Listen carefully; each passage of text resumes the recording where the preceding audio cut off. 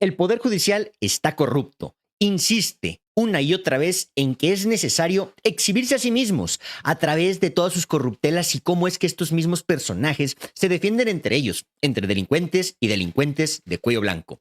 Ojo, porque la verdad es que lo que pasó el día de hoy es preocupante. Y es preocupante porque exhibe justamente que no están a favor de las mayorías. Por lo contrario, como ya sabemos, de las minorías. Sin embargo, es necesario entender el contexto de lo que está pasando porque no es simplemente liberar una orden de aprehensión y luego cancelarla. Una orden de aprehensión en contra de Genaro García Luna, que por cierto se encuentra en los Estados Unidos preso. Aquí en México también él mismo tiene una orden de aprehensión.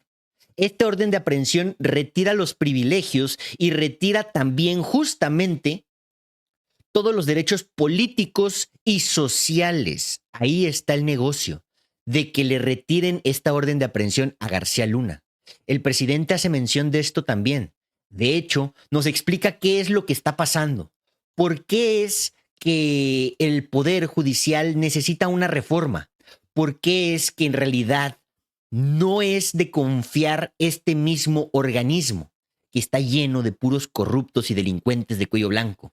No lo explica, pero ojo, antes de arrancar, quiero explicar lo que ya había comentado en un principio. El Poder Judicial lo que hace hoy con Genaro García Luna no es librarlo de la justicia, sino liberarle todos los derechos políticos, sociales y económicos que estos conllevan y que se pierden cuando justamente te dictan sentencia. El Poder Judicial está podrido. Hay excepciones en jueces, en magistrados, en ministras, excepciones.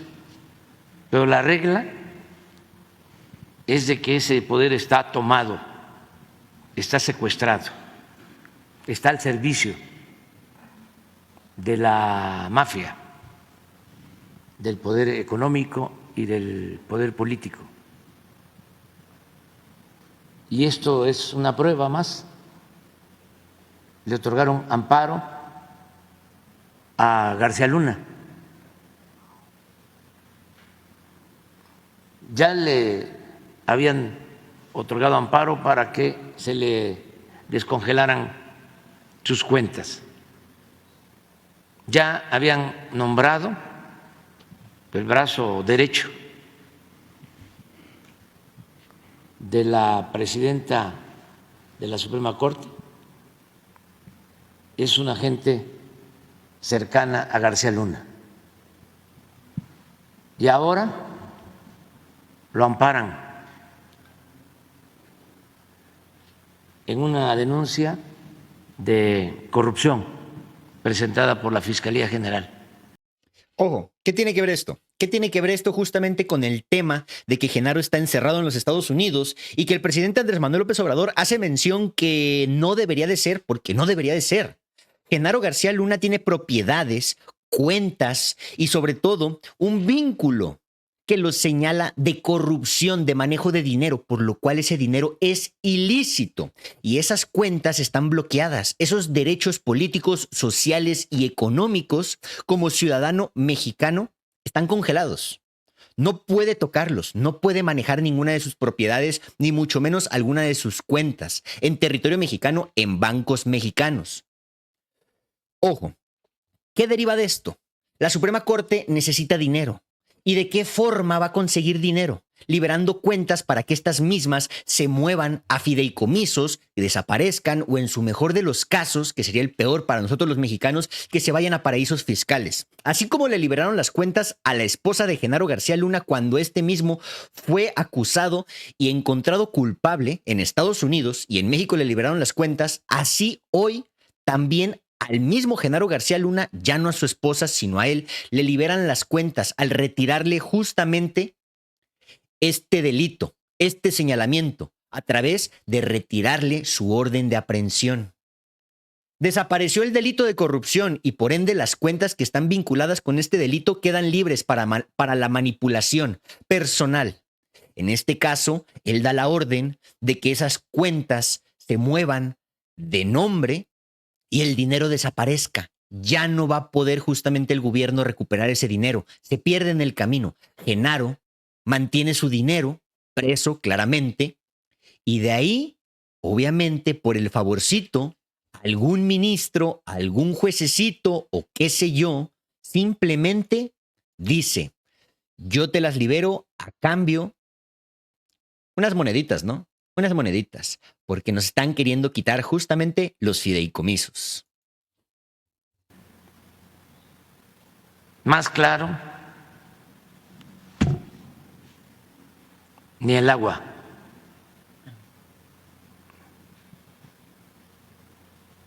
Por eso hay que reformar el Poder Judicial y lo tiene que hacer el pueblo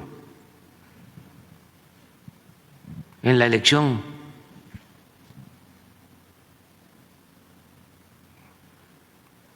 Para que se pueda reformar la Constitución en el Congreso, desde luego para eso se necesita contar con mayoría, no simple, sino calificada.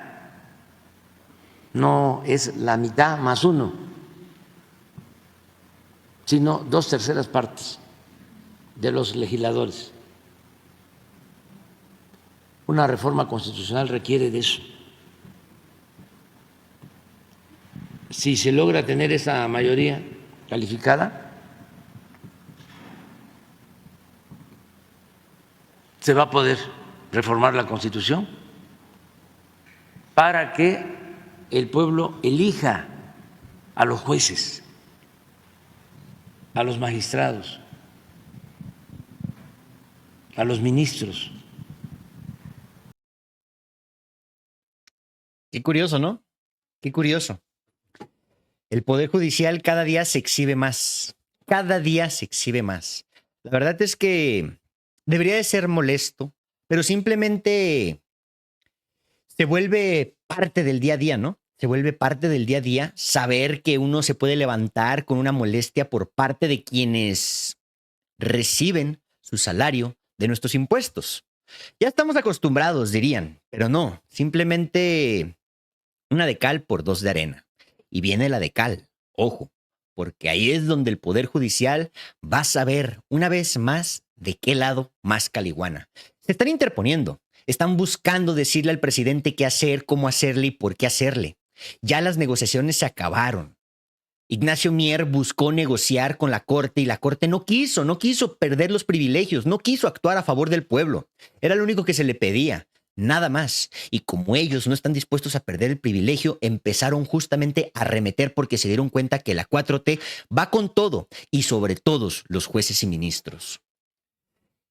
Y el problema aquí es que estas problemáticas que está causando y se están exhibiendo de la Corte no son para la 4T, sino para el pueblo, porque el pueblo es el que termina pagando con sus salarios los impuestos que los mismos ministros, magistrados, jueces y todo el Poder Judicial corrupto está recibiendo y a su vez lavándole a los demás delincuentes de cuello blanco, como en este caso Genaro García Luna, que el día de hoy le liberan las cuentas y con esto puede justamente, ¿qué crees? Desaparecer los impuestos que te ha robado.